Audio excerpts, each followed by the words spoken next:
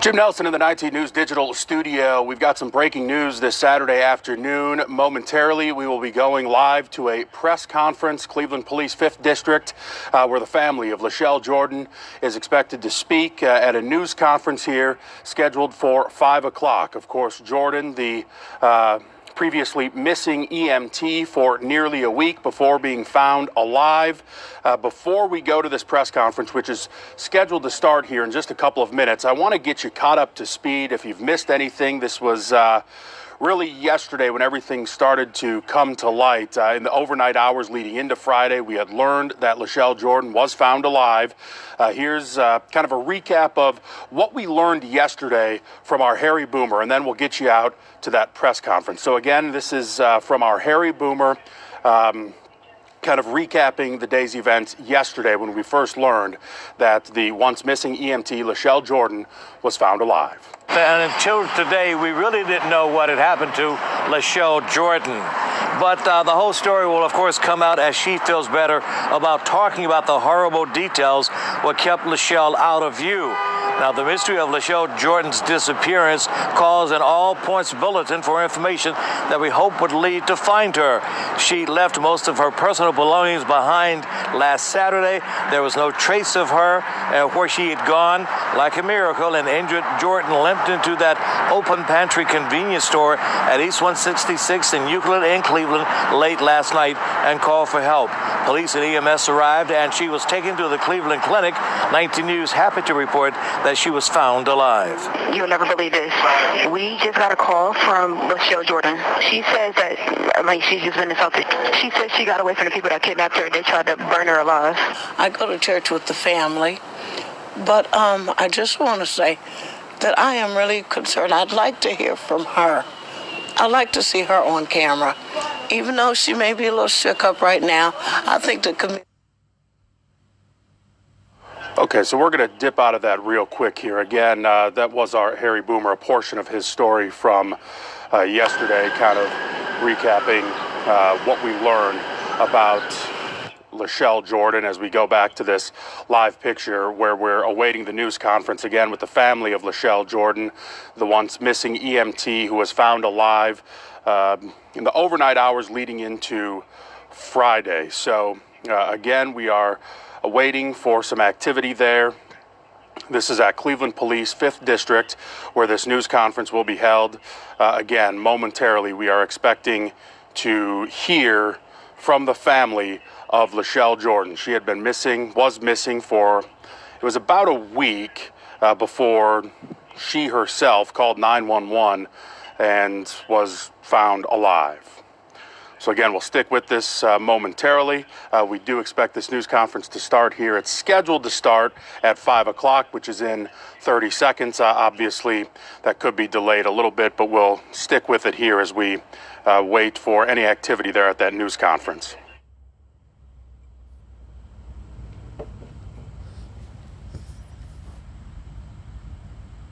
But again, waiting for we presume a group to approach the podium and address this situation.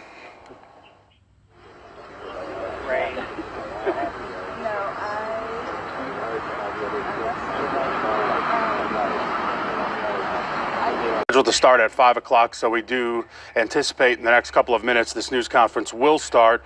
Of course, Jordan, the once missing Cleveland EMT, found alive overnight, Thursday into Friday, when she called 911 to explain the situation. So again, this news conference will be held at Cleveland Police 5th District.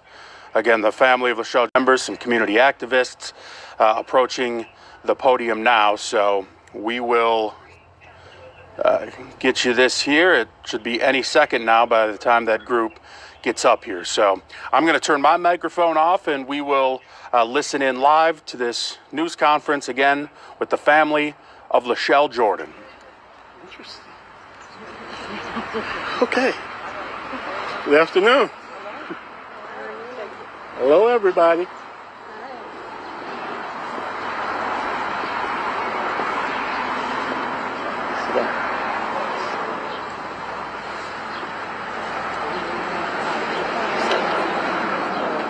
We apologize for keeping you late. We are expecting 2 more siblings to arrive, but they're already not on time, so we're going to begin and not keep you waiting. Okay. Some of you I have not met personally, but everybody else, I'm assuming you know who I am. My name is Joseph Jordan. I am Lachelle Jordan's father. And when I first stepped up to something like this, I had one small request, and that was to bring my daughter home safely. And through the support of law enforcement, media, EMS, community, and everybody that wanted to be somebody, that request was granted. So when I made it, I said, if that happens, I'm good. Yes, sir. So I'm good. Yes, sir. This has been interesting, to say the least. We got quite a few things going on here, and I don't know all the answers. First and foremost is about details. I'm sure all of you want details, and so do we. However, and I'm going to say this, it's an ongoing investigation. And with that being said, we as a family have decided that we're going to do nothing to impede or inhibit the investigation in any way. As I said before, I trust our law enforcement. They've done good so far, and I expect them to continue to do their job. And I got a slight insight because I know they're civil servants, and so am I. So all the stories you heard about civil servants not doing their job, take a look around and see what has happened, and I hope that dispels that myth. So what I pledge to you, and I should say we, is that we've set up what we've called a group me. And it's a group email that we try to make sure we have everybody's contact information in, and we send out what's going on. And we try to include everyone. And so if you're new and you didn't receive the request about this meeting, please let my son William, who's right here, get that information to him, and we will put you in that group meeting. Okay? Now the question you've all been waiting for. Lachelle. Lachelle has had some trauma. She's had some injuries. And she's been hospitalized. And she's getting medical treatment. And she's going to be okay as can be expected. So with that being said, we go back to the details. We want them just like you. We don't know them yet because the investigation is ongoing. The next thing we're going to talk about is a word called normal. Our life used to be normal. We used to be what's called a happy family. And we're still a happy family. But we've got a whole lot of changes in it. And we're going to need to make some adjustments to that change. That change has not only gotten notoriety, but for everything I've done as a civil servant, I stayed in the background. Because I'm not one of those, quote, people I want to be up front. Nah, I just want to get the job done. That's me. But what I want to say is this. God blessed me and my family. And so I hope none of you are going to be offended, but at the end of this, I'm going to ask to give a prayer. And I'm going to give the prayer. So I don't want to offend anybody, But I respect you in whatever your religious beliefs are. Okay? Yes, sir.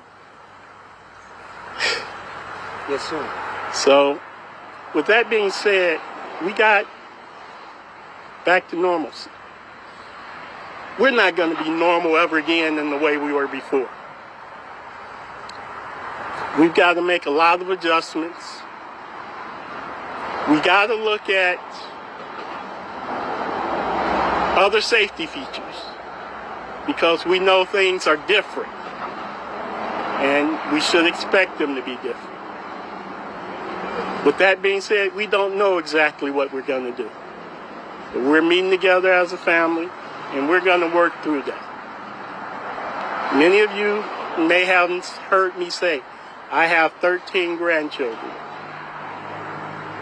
And so that takes a lot to make sure that everybody's safe.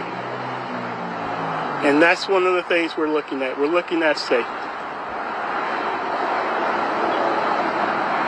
Whether you want to accept it or not, something like this will scare anybody. Yes, sir. Because you have no control. And so we have to find some way. And I think we have. Because when we united and pulled together all the resources, a miracle did happen. Yes, sir. Lachelle came home. Yeah. Now, there are many out there who don't have the resources that have been pulled together on this. And I would encourage you, as leaders in the news media, or whatever you do, even the regular people got out. You know, I have to commend DMS. They walked hours, they walked miles, they knocked on doors, Yes, sir. they did everything they needed to do. The community stepped forward. And isn't it great to see a community of Cleveland step forward and do that? Yes, sir. That made me proud to be a citizen of Cleveland because I was born and raised here. And I ain't going nowhere. I'm almost done, so I'm going to say this. The way I'm going to describe how we're going to get back to normalcy is through healing. That's the best way I can describe it. We have to heal our fears. We have to heal our worries. We have to heal our families. Many of you I talked to and said, you have families at home and you're out here spending your time. When you get home, tell your families I said thank you. Tell your families we said thank you. Tell your families we are a family. All of us. Every last one of us. Whether somebody looked at a picture, knocked on the door, walked a few inches, made a phone call, whatever you did, if you did anything, you are part of the miracle that has happened here. Yes, sir. We need a few more of those. Well, wrong. We need a whole lot more of those. Yes, sir. Okay? That's all I have to say. I'm going to do a prayer, and then we'll be open for a few questions. And my other two siblings have not got here yet. My son would like to step forward. See? Are you going to step forward as well? I just want to say thank you. Step up, Steve. Step up. Introduce yourself. I'm Stephen Kennedy. I'm the twins, Lachelle and Rochelle's biological father. And I just want to say thank you to you all for bringing my daughter home. And I also want to thank Joe and William and their family for taking my children in. And they did a wonderful job raising them and bringing them out here. And I want to thank all the people who knocked on the doors, just like what Joe said. I mean, very appreciative. That's all I have to say. I want to take a moment to expand a little bit. First, but before I do that, I want to say, all praise be to our Father God. So to expand, on Thursday, starting at 10:30 a.m., a group of EMS service workers, somewhere between 20 and 30 of them, got together. This was an idea that they put together. It was brought to my attention and the family's attention by Mark Barrett, who is the union president of EMS. We're joined here by the union vice president of EMS. He is a member of our family. Those 20 to 30 EMS service workers got together and canvassed, passing out flyers. First for 1 hour, and then for 2 hours, and then 3 hours. For 4 hours, they passed out flyers. Somewhere in the range of 5,000 to 10,000 flyers were passed out by EMS. They are family. Part of the reason that we are here, part of the reason that Lachelle is safe and alive and well is because of EMS. We cannot thank them enough. We stand here at the 5th Precinct. The Cleveland Police Department has worked tirelessly. I left my home Monday morning at approximately 7:30. I went out looking for my sister. At that time, Cleveland Police Department was also out looking for my sister. I plan to go home probably a few hours, several hours after that, and I kept looking. And when I got to Fairport Avenue, there was Cleveland Police Department, some 10 to 20 police cars. We can look around and we can look into the media and we can look at history and we can see some things that aren't perfect. What I will witness to you is that Cleveland Police Department has done a phenomenal job here. Yes, sir. Furthermore, I would share that this is not the only case in which they have done that. And so, we must stand here and give our sincere gratitude to the Cleveland Police Department. Additionally, there were many people here in Cleveland, in Ohio, and around the country who didn't know Lachelle, but followed her story, offered prayers, thought of her, went to bed thinking about her, wishing and hoping that she got home safely. That has been accomplished. A part of that, an integral part of that, is all of you. Part of the reason we have come here today is to thank all of you. Without you guys having a willingness to put this in the news, to continue to push it out, to continue to ask questions, to continue to call, without you, the news media, without the Cleveland Police Department, without EMS, without the family, and without the community, we are not here today with Lachelle alive and safe. And so we offer our gratitude, our sincere gratitude.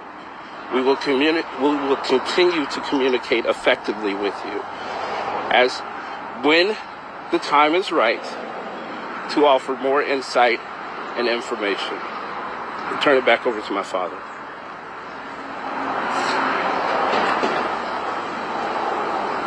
Good afternoon. My name is Dave Jockers. I'm the first vice president of CARE, Cleveland Association of Rescue Employees.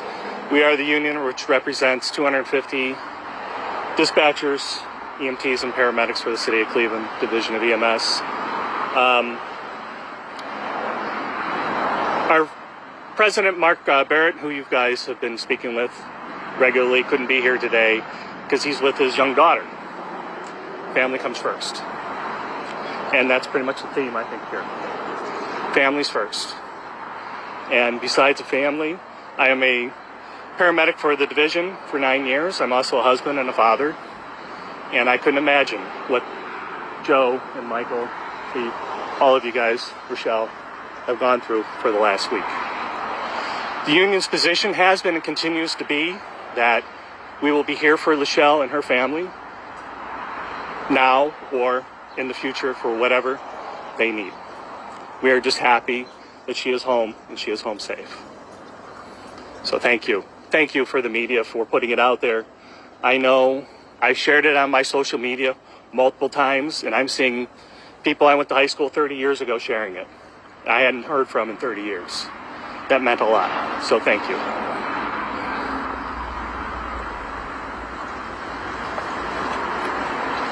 Bertha. I would just love to know what your reaction was when you first heard that Lachelle had called and then seeing the video and realizing that it was real. Okay, that's fair. That's fair. You ever seen anybody jump up out of their bed, put on their clothes, be out of the house in less than 2 minutes? That's what it was. I saw it and I was gone. And I'm looking around for a reason. I didn't obey any speed limit laws. I did not obey a single solitary one. Okay? Taking some questions and congratulations to your family. You express thanks for all the people who you say played a part in bringing Lachelle back to you. But based on what we've heard from modern audio, it sounds like at the end of the day, this was Lachelle finding a way to get herself home. That was as well. What did she have to do? I know there are some things you're sharing now, but what did it take for her to actually get home? Well, she ran. And I'm going to say that in a simple way. She ran. And I'm about to embarrass her. My daughters in high school ran cross country. And they had this father who you could hear from wherever they were over the course. And if they wasn't running fast enough, they had this father that they might turn around and he was running behind them, telling them to run faster. Okay? That's a true story. Isn't it? And Lachelle was one of those. I ran behind and she said, "What you doing there, Dad? You're not supposed to be here." So she ran. And I bet you now she'll see her run. Was she being held by someone that she knew? We have no idea.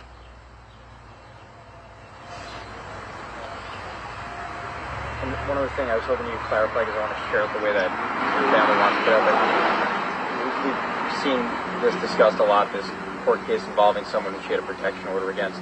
Can you just share with us what her involvement with that case would have been on Monday? And if you believe that to be enough at all? That, unfortunately, is an ongoing case.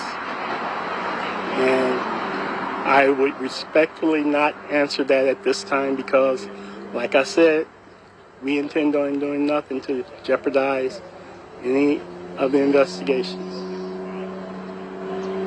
Can you tell us if anybody's been arrested and what would you take how she's doing? Is she still hospitalized? Well, I can't tell you if anybody's been arrested because I don't know.